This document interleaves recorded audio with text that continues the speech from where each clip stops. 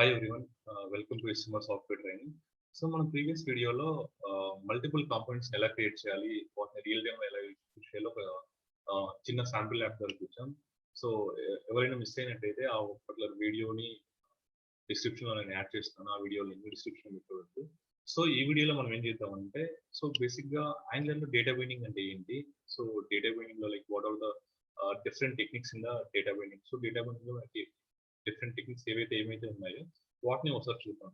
So basic ఏంటంటే మనం ఇంటర్వ్యూకి వెళ్తే, so basic this is the basic question అనమాట, like what is mean by data binding, so what are the different techniques in the data binding. So will see like what is mean by the data binding. So data binding is like nothing but like it will provides the communication between the view and the model anamata. So it will provide the communication between view and the model. So ఒకసారి ఈ view అంటే ఏంటి, model అంటే ఏంటి, మనం ఒకసారి detailed గా ఒక చిన్న ఎగ్జాంపుల్ తో ఎక్స్ప్లెయిన్ చేస్తాం. You can call it as this as view or template అని కూడా అనవచ్చు అనమాట. Template or like model component అని కూడా అనవచ్చు. సో బేసిక్ గా డేటా బైండింగ్ అంటే ఏంటంటే, so it provides the communication between the view and the model అనమాట. సో మనకి ఇక్కడ వ్యూ ఆర్ టెంప్లేట్ లైక్ మనం ప్రీవియస్ క్లాసెస్ లో డిస్కస్ చేసుకున్నాం. వ్యూ అంటే like consider it as a one HTML file అనమాట. సో HTML ఫైల్ మనం ఏంటి, div tags, h1 tags, ఈ ట్యాగ్స్ మొత్తం డిఫైన్ చేసి మనకు ఒక టెక్స్ట్ అనేది డిఫైన్ చేస్తాం. సో ఆ టెక్స్ట్ అనేది మనకి ఎండ్ యూజర్ కి ఇవేళ డిస్ప్లే అవుతుంది అనమాట. సో మోడల్ ఆర్ కాంపోనెంట్ ఏంటంటే, ఈ కాంపోనెంట్ లో TS ఫైల్ లో మనము మన అప్లికేషన్ సంబంధించిన బిజినెస్ లాజిక్ అనేది రాస్తాం అనమాట. సో ఈ వ్యూ కి ఈ మోడల్ కి కమ్యూనికేషన్ ఛానల్ అనేది ఉండాలి అనమాట. సో దాన్ని మనము యాంగులర్ లో డేటా బైండింగ్ అంటారు అనమాట. సో యాంగులర్ లో మనకి ఏంటంటే mainly like two kinds of data binding అనేది ఉన్నాయి అనమాట. సో ఫస్ట్ వన్ వచ్చేసి one way data binding. So second one వచ్చేసి two way data binding. So again one way data binding లో కూడా మనకి ఏంటంటే different kind of techniques ఉన్నాయి అన్నమాట. సో ఫస్ట్ వన్ వచ్చేసి string interpolation, property binding,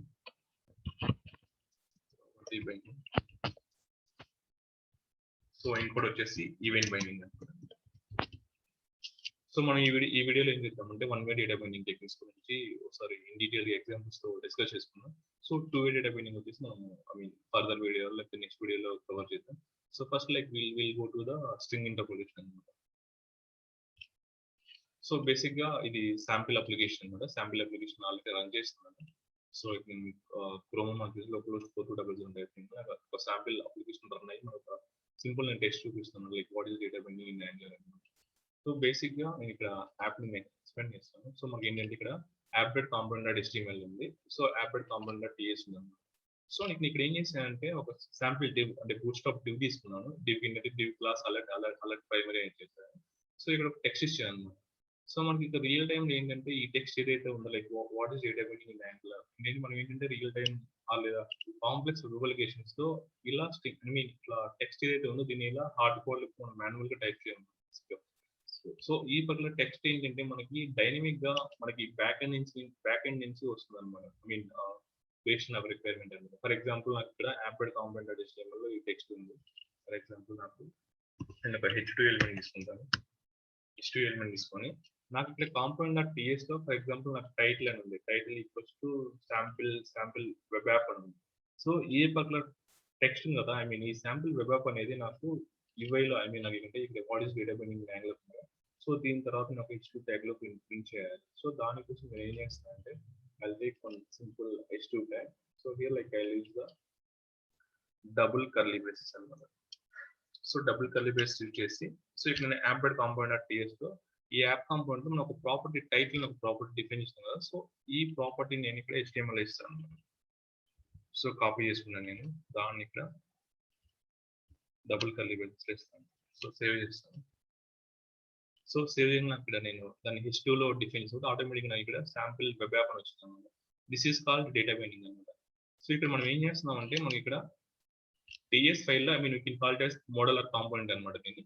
so మనకి టీఎస్ ఫైల్లో టైటిల్ అనే ఒక ప్రాపర్టీని డిఫైన్ చేసాము. టైటిల్ అనే ప్రాపర్టీకి శాంపిల్ వెబ్ యాప్ అనే ఒక టెక్స్ట్ ఇచ్చాము. సో ఈ పర్టికులర్ టెక్స్ట్ నేను ఏంటంటే HTML లో నేను ఇక్కడ వ్యూలో అంటే వెబ్ పేజ్ లో డిస్ప్లే చేయాలన్నమాట. సో దానికోసం నేను ఏం చేస్తాను అంటే ఇక్కడ ఒక న్యూ కాన్సెప్ట్ అనమాట. సో బేసిక్ గా ఈ డబుల్ కర్లీ బేసిస్ ఉంది కదా, సో ఈ డబుల్ కర్లీ బేసిస్ ని యూజ్ చేయడం మనం ఏంటంటే స్ట్రింగ్ ఇంటర్పోలేషన్ అంటారు అనమాట. సో అంటే నాకు టీఎస్ లో ఉన్న ఒక టెక్స్ట్ ని నాకు వ్యూలో అంటే HTML లో మనకి డిస్ప్లే చేయాలంటే you should use the double curly basis అనమాట. సో ఈ డబుల్ కర్లీ బేసిస్ మనం ఏంటంటే యాంగులర్ లో స్ట్రింగ్ ఇంటర్పోలేషన్ అంటారు అనమాట. సో అక్కడ మనకి ఏదైతే ప్రాపర్టీ ఉందో ప్రాపర్టీలో ఉన్న టెక్స్ట్ ఏదైతే ఉందో ఆ టెక్స్ట్ ని ఎవాల్యుయేట్ చేసి దాన్ని మనకి ఈవేళ ఇక్కడ డిస్ప్లే చేస్తుంది అనమాట.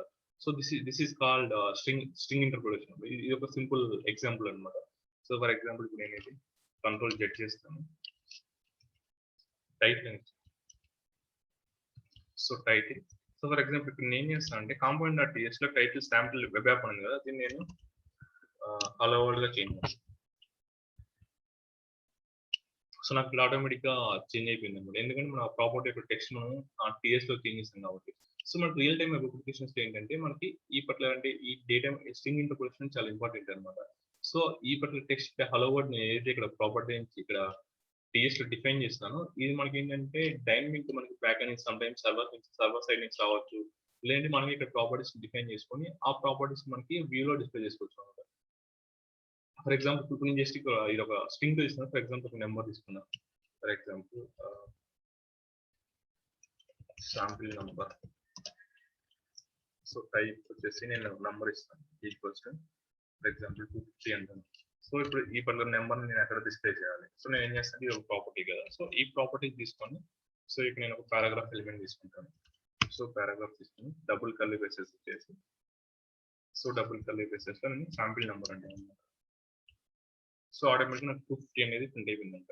సో ఇక్కడ ఈ స్ట్రింగ్ ఇంటర్పోలేషన్ అనేది like it will works with like all kinds of data types అనమాట. సో జావా స్క్రిప్ట్ లో అంటే ఇక్కడ నేను ఫస్ట్ ఇక్కడ టైటిల్ జస్ట్ ఒక స్ట్రింగ్ డిఫైన్ చేశాను. ఇక్కడ ఏంటంటే ఒక నెంబర్ ఇస్తాను అనమాట. సో ఇది ఏంటంటే డిఫరెంట్ అంటే all the data types work అవుతుంది అనమాట. ఫర్ ఎగ్జాంపుల్ ఇక్కడ నేను ఏంటంటే ఇంపోర్ట్ తీసుకుంటాను. So H5 so 20+30. సో ఇలా ఏంటంటే మనకి ఇట్లా ఐ మీన్ అథమెటిక్ ఆపరేషన్స్ కూడా ఈ స్ట్రింగ్ ఇంటర్పోలేషన్ లో చేయొచ్చు అనమాట. 20+30 అని చేయాలి. సో ఇది 50 అని మనకి డిస్ప్లే చేస్తుంది.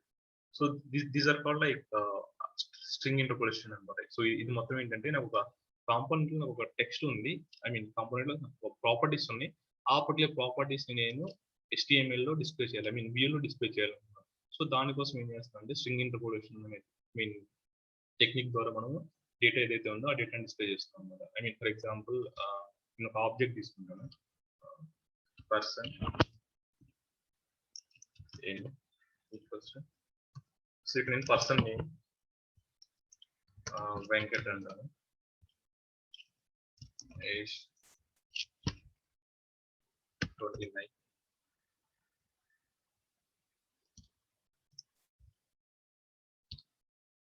So mobile.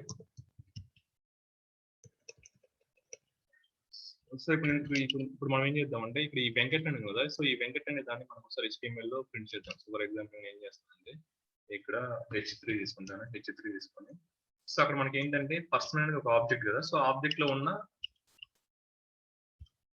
ఈ నేమ్ అనే ప్రాపర్టీ ద్వారా మనం ఈ వాల్యూని యాక్సెస్ చేయొచ్చు అనమాట. సో దానికోసం నేను ఏం చేస్తాను అంటే HTML వచ్చేసి సో పర్సన్ ఒక ఆబ్జెక్ట్ కాబట్టి పర్సన్ డాట్ నేమ్ అంటారు.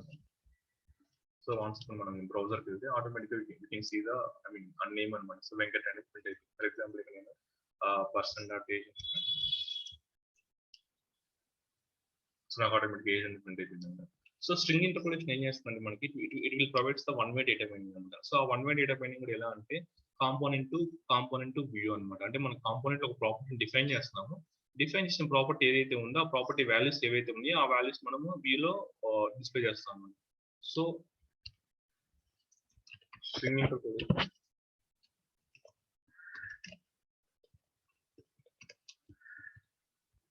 so it will provides the data binding from like component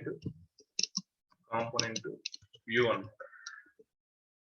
So first one is the string interpolation. It is just simple and just like we are going to use the double curly braces. Double curly braces use chesi manaki టీఎస్లో ఏదైతే ఉందో టీఎస్లో ఏవైతే మనం properties define చేస్తున్నామో ఆ properties మనం ఇక్కడ వ్యూలో display చేస్తాం అనమాట. This is called data binding, like data binding using the string interpretation అనమాట. సో నెక్స్ట్ వన్ వచ్చేసి మనకి ఏంటంటే ప్రాపర్టీ బైండింగ్ చూద్దాం.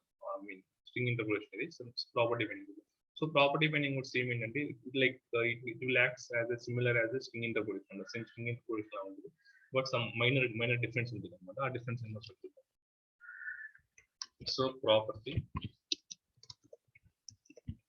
Binding.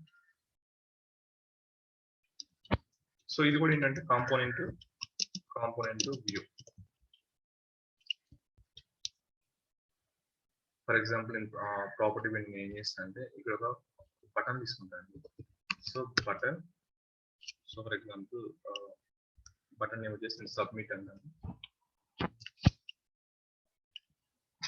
So I want to disable this particular button అనమాట. సో ఈ బటన్ నేను డిజేబుల్ చేద్దాం అనుకుంటున్నాను. సో ఇక్కడ మనకు ఆటోమేటిక్ ఇక్కడ సబ్మిట్ అనే బటన్ వచ్చేసింది కదా. సో ఈ బటన్ కి నేను ఒక బూట్స్ట్రాప్ క్లాస్ ఇస్తాను. Class equal to btn primary అంటాను. సో సో ఆటోమేటిక్ నాకు బూట్స్ట్రాప్ క్లాస్ అనేది అప్లై అయిపోయింది. సో ఇక్కడ నేను ఏం చేస్తాను అంటే ఒక ప్రాపర్టీ ఇంటర్ప్రిటేషన్ ద్వారా ఒకటి చూద్దాము. ఫర్ ఎగ్జాంపుల్ ఇక్కడ ఏంటంటే బటన్ కి మనకి డిజేబుల్డ్ అనే ఒక అట్రిబ్యూట్ ఉంది. So disabled equals to, so ఇక్కడ ఏంటంటే ఒక ప్రాపర్టీ తీసుకుంటాను, is disabled equals to true అంటాను.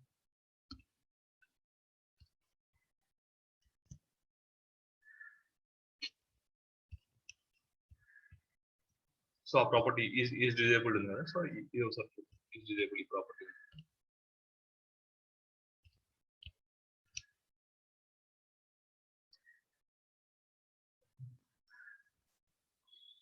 సో ఈవెన్ దో నేను అక్కడ ఈజ్ డిజేబుల్డ్ ఏదైతే ఉందో ఈజ్ డిజేబుల్డ్ అనేది నేను ఇక్కడ ట్రూ ఇచ్చాను అనమాట. సో ఇది ట్రూ అనేది బులియన్ వాల్యూ కదా. సో ఈ బులియన్ వాల్యూ ట్రూ ఇచ్చినప్పుడు automatic disabled equals to true అని ఇచ్చినప్పుడు ఏంటంటే బేసిక్ గా ఈ బటన్ అనేది డిజేబుల్ అవ్వాలి. బట్ ఇక్కడ ఏంటంటే మనకి ఇది డిజేబుల్ అవ్వలేదు అనమాట. సో ఇది ఇంకా మనకి ఇక్కడ ఎనేబుల్ అయ్యే ఉంది అనమాట. సో ఇలాంటి ఇలాంటి టెక్నిక్స్ కోసం మనం ఏంటంటే will go with the property bindings. అంటే ఫర్ ఎగ్జాంపుల్ నేను ఇక్కడ ఏది ఫాల్స్ అని ఇస్తాను, డిజేబుల్ ఫాల్స్. సో నేను డిజేబుల్ ఇక్కడ ఫాల్స్ అని ఇచ్చిన తర్వాత కూడా even though like disable and false అయితే ఆటోమేటిక్ ఈ బటన్ అనేది ఎనేబుల్ అయిపోతుంది అనమాట. సో నేను ఇక్కడ ఏం చేస్తాను అంటే ఇక్కడ ఈ ఇంటర్పోలేషన్ కాకుండా నేను ప్రాపర్టీ బైండింగ్ యూజ్ చేస్తాను. సో ప్రాపర్టీ బైండింగ్ సింటాక్స్ వచ్చేసి ఏంటంటే, సో ఇక్కడ మన డిజేబుల్ అట్రిబ్యూట్ ఉంది కదా. సో ఈ అట్రిబ్యూట్ మనం we are going to add the square brackets. So దీనికి ప్రాపర్టీ బైండింగ్ ఉంటుంది. సో ఇప్పుడు ఈజ్ డిజేబుల్ ట్రూ అని ఇస్తాను.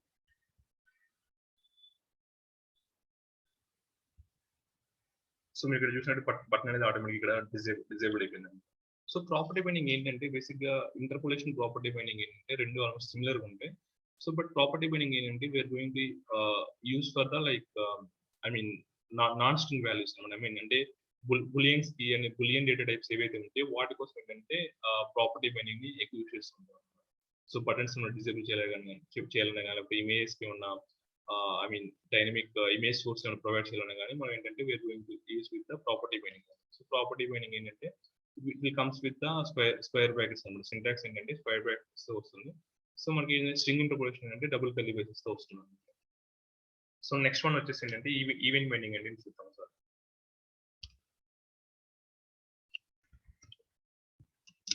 Event binding.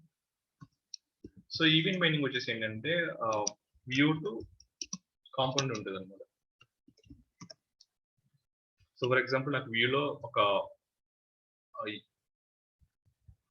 ఒక బటన్ ఉంది, సబ్మిట్ అనే ఒక బటన్ ఉంది. సో ఈ సబ్మిట్ అనే ఒక బటన్ క్లిక్ చేసినప్పుడు నాకు ఒక యాక్షన్ జరగాలన్నమాట. ఒక యాక్షన్ జరిగి ఫర్ ఎగ్జాంపుల్ నాకు ఆల్రెడీ కానీ కన్సోల్ ఒక మెసేజ్ ని డిస్ప్లే చేయడం కానీ ఒక పర్టికులర్ యాక్షన్ అనేది జరగాలన్నమాట. సో దానికోసం ఏంటంటే we are going to use with the event binding అన్నమాట. ఫర్ ఎగ్జాంపుల్ సో ఇప్పుడు నేను ఈ ప్రాపర్టీ బైండింగ్ కదా రిమూవ్ చేస్తాను. సో రిమూవ్ చేసి I add one click function అనమాట. ఫర్ ఎగ్జాంపుల్ నేను క్లిక్ అనేది ఇక్కడ ఒక ఈవెంట్ అనమాట. సో ఈవెంట్ ఏంటంటే ఒక టీఎస్ లో ఒక ఫంక్షన్ డిఫైన్ చేసుకున్నాను. For example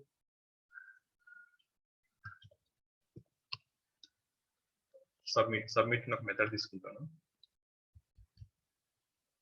so app.component component dot తీసుకుంటాను. సో ఇక్కడ I will define one method submit.